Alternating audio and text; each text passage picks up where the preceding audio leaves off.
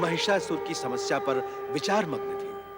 देवताओं की प्रार्थना पर सदाशिव ने परस्पर ब्रह्मा के पंचमुखी स्वरूप को धारण कर त्रिकुटी शक्ति की प्रतीक जगदम्बा का आवाहन किया। सिंह पर आरूढ़ अष्टदश भुजाओं से संपन्न माता के कल्याणकारी स्वरूप को देख कैलाश पर उपस्थित सभी ने माता का जय जयकार किया एवं अपना अपना शक्ति अंश माता को प्रदान किया। महिषासुर के अत्याचार एवं देवताओं की पीड़ा सुनकर माता ने उन्हें आश्वस्त कर क्रोध से भयानक अट्टहास किया, जिसे सुनकर स्वर्ग सिंहासन पर बैठा महिषासुर कांप उठा। चुनौती भरे अट्टहास को सुनकर महिषासुर ने माता से प्रेम निवेदन किया।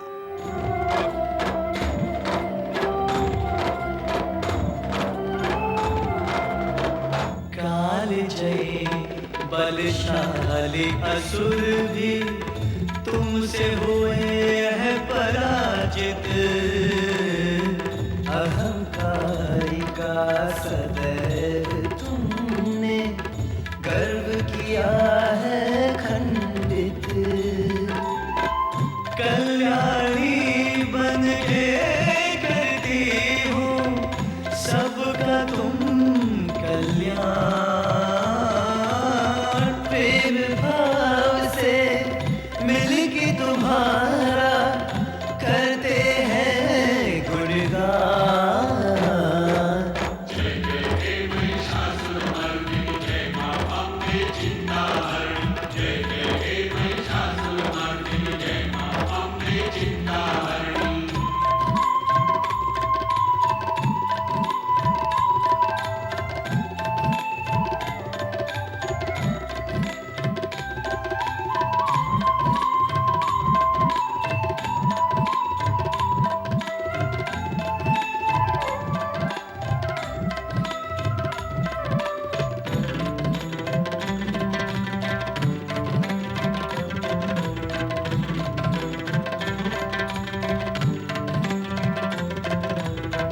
सती साध्वी तुम भव प्रीता ब्रह्मचारिणी माता। शक्ति स्वरूपा रुद्राणी हो शूलधारिणी माता। मृत्यु ने पाया है तुमसे जीवन का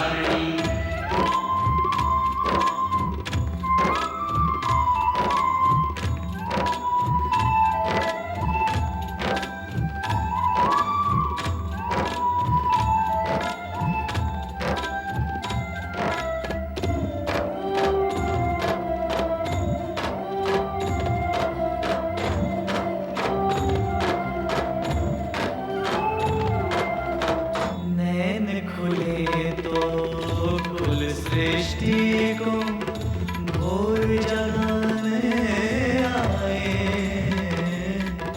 मूंद लो नैना तो इस जग को रैन सुलाने आए।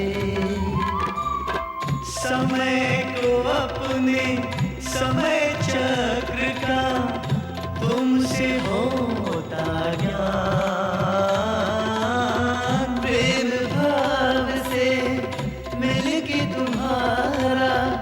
करते हैं गुणगान। जय जय हे महिषासुरमर्दिनी जय मां अम्बे चिंताहरणी। जय जय हे महिषासुरमर्दिनी जय मां अम्बे चिंताहरणी। धरती अंबर ताल समंदर वृक्षलता पाषाण।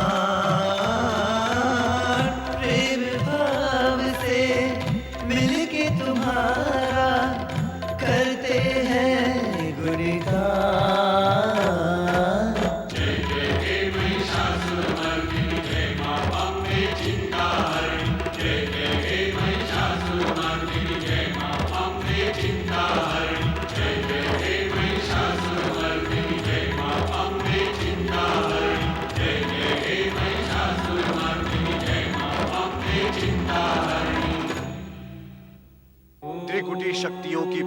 मां दुर्गा ने महिषासुर का वध करके विश्व कल्याण का सूत्रपात किया।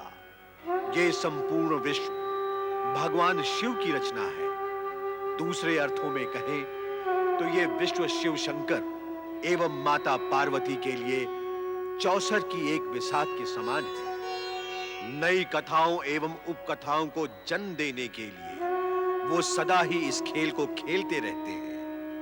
इसी चौसर की विसाख पर नित्य ही अद्भुत एवं विचित्र घटनाओं की सृष्टि होती है। ऐसे ही एक दिन शिव पार्वती कैलाश के किसी एकांत स्थान पर आनंद प्राप्ति के उद्देश्य से चौसर खेल रहे हैं।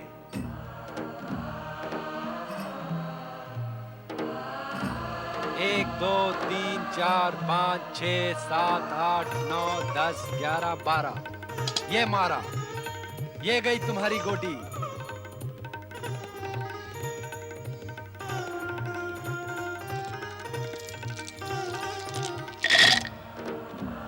सोच के रही हो देवी, तुम भी कौड़ी फेंको।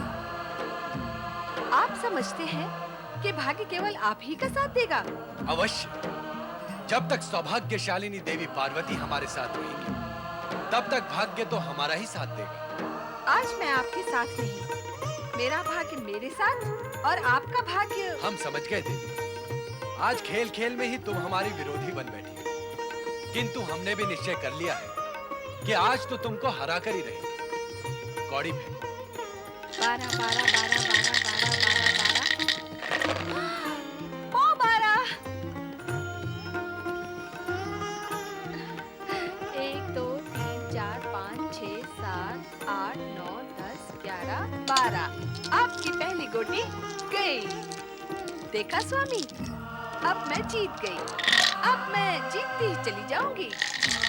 12 12 12 12 12 12 12 12 1 2 3 4 5 6 7 8 9 10 11 12।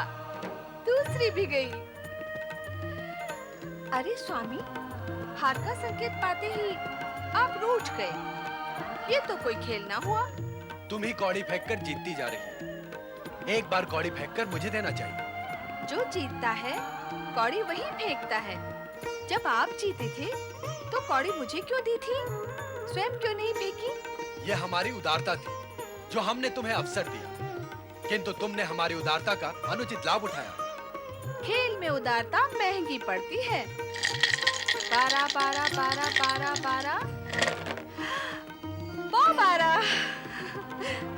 लो स्वामी, आपकी तीसरी गोटी भी गई। मैं जीती और आप हारे। 3 बार मैं आपको हरा चुकी हूँ स्वामी। यदि अब आगे भी आपको खेलना हो तो मैं तैयार हूँ। देवी, तुमने हमारे साथ छल किया। छल करके ही तुम हमसे जीती। अब हम तुम्हारे साथ कभी नहीं खेलेंगे। मैं तो खेल भावना से ही खेलती रही हूँ, किंतु खेल में इस प्रकार रोष करना आपको शोभा नहीं देता स्वामी। तनिक सी जीत से तुम गर्व से भूल गई हो। गर्व में उन्मत्त होकर तुम ये भी भूल गई हो कि पति के साथ कैसा व्यवहार करना चाहिए। ऐसा मैंने क्या कह दिया है स्वामी? तो अब तुम्हें यह भी ज्ञात नहीं रहा कि तुमने क्या कहा है। भूल करने वाले को इस सत्य का ज्ञान यदि हो कि वो जो कर रहा है वो भूल है, तो वो कदापि ऐसा करे ही नहीं। किंतु अज्ञान और अहंकार के भाव प्रबल होने पर किसी भी प्राणी को यह भान नहीं होता कि वो भूल कर रहा है।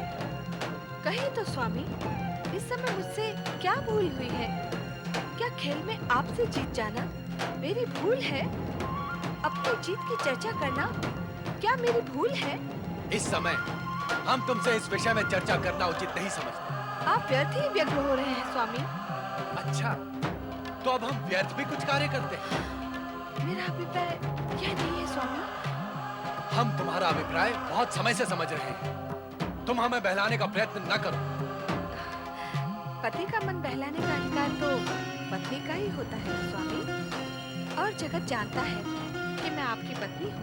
बस बस, इस समय ना तो हमें तुम्हारी मीठी मधुर बातें सुननी है और ना ही तुम्हारे साथ की आवश्यकता है।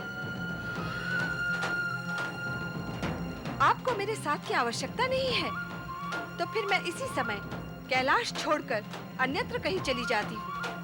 फिर आप मुझे ढूंढने की चेष्टा न करना। तुम सहज जा सकती हो। हम पहले भी तुम्हारे बिना अकेले रह चुके हैं। तुम भली भांति जानती हो कि चुनौतीपूर्ण शब्द सुनना हमारे स्वभाव में नहीं। वैसे भी तुम्हारे साथ इतने समय तक रहकर हम अपनी स्वतंत्रता खो चुके थे।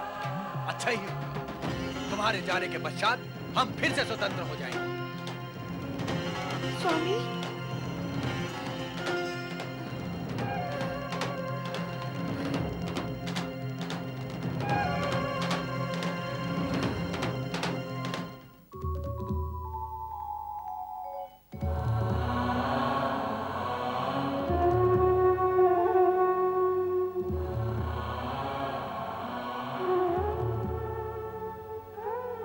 पार्वती, क्या इस तरह कैलाश से नाता तोड़कर चले जाना उचित होगा? अपने पुत्र समान नंदी और शिवगणों का भी विचार नहीं आया तुम्हें? तुम्हारे न होने पर उनकी क्या स्थिति होगी? अब कैलाश से चलकर आई हूँ तो लौटकर कैसे जा सकती हूँ? नंदी और शिवगण की चिंता करने की मुझे क्या आवश्यकता है? उनकी चिंता करने वाले शिव शंकर तो कैलाश पर बैठे ही हैं ना। किंतु प्रश्न ये है कि तुम जाओगी कहाँ? और कहाँ? पिता हिमालय राज की शरण में। नहीं नहीं नहीं, वहां नहीं जाऊंगी। वहां जाने से उनकी चिंता बढ़ जाएगी और वे स्वामी के पास लौट जाने के लिए कहेंगे। नहीं, मैं वहां नहीं जाऊंगी। तो कहाँ जाओगी? किसी अज्ञात स्थान पर, जहां कोई मेरे विषय में जान भी ना सके। किंतु शिव तो अंतर्यामी है, तुम उनसे कैसे छिपी रह सकती हो? वे जान ही जाएंगे कि तुम कहाँ हो। जानते हैं तो जान ले। मेरा भी दृढ़ निश्चय है कि मैं इस बार सरलता से कैलाश नहीं लौटूंगी। वे मना कर थक जाएंगे, फिर भी नहीं लौटूंगी। मैं कैलाश नहीं लौटूंगी, नहीं लौटूंगी, नहीं लौटूंगी।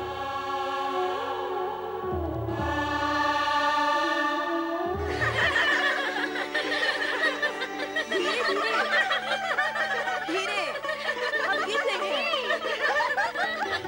धीरे धीरे, धीरे धीरे, हमको डर लगता है।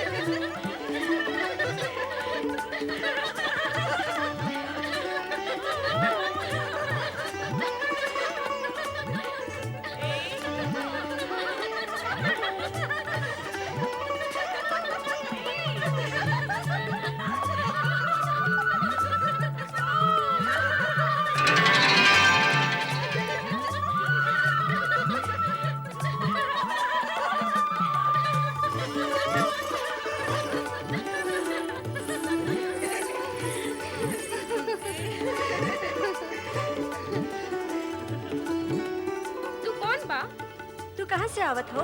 हमारा नाम पर्वतिया है। यहाँ से तनिक दूर हिमवा गांव में हम रहते हैं।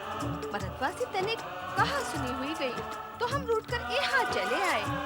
का हमका आपन संग रखो? हाँ हाँ, काहे नाही। तुम जैसी सुंदर नर को कौन ना बोलेगा री। तुहार भरतार आवे तो भी लौट कर न जाई का, हम तो का छुपा ले। पर्वतिया, झूला झूलबो? नहीं नहीं नहीं। अरे चल, आ बैठ चल। अरे तू भी हमारे संग बैठ ना ना, हमका डर लागत। अरे डर तो हमका भी लागत है। आ बैठ।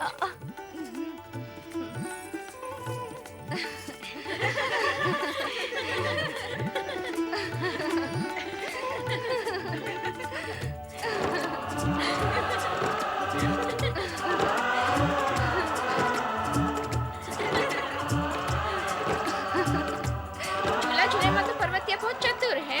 झूलन में चतुर है तो व्यवहार में अधिक ही चतुर रही होगी। क्यों रे पर्वतिया? काहे कि हम अपने गांव हिमवा में सदा खेलत रहे ना। कौन के संग खेलत रहे? अपनी मनवितवा के संग।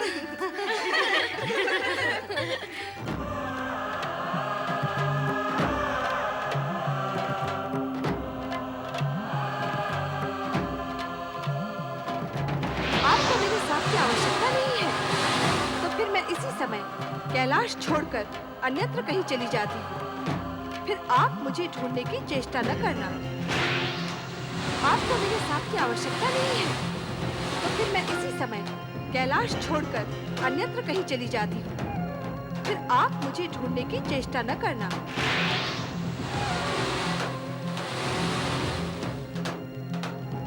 नंदी भैया, भगवान भोलेनाथ व्यग्र हैं। व्यग्र तो हम भी हैं। माता पार्वती कुछ बताए बिना न जाने कहाँ चली गई। भोलेनाथ को तो पता होगा। अवश्य ही होगा, किंतु वो स्वयं कितने व्यग्र हैं। इसका कारण तो केवल तुम ही पूछ सकते हो। जाओ ना नंदी भैया।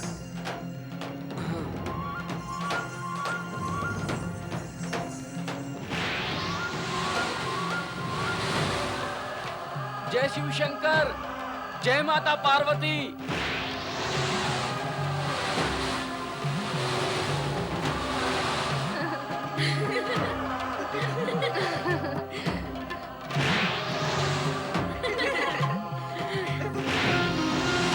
आंखें खोले भोलेनाथ, और ये बताएं कि आप इतने व्यग्र क्यों हैं? माता पार्वती कहाँ हैं?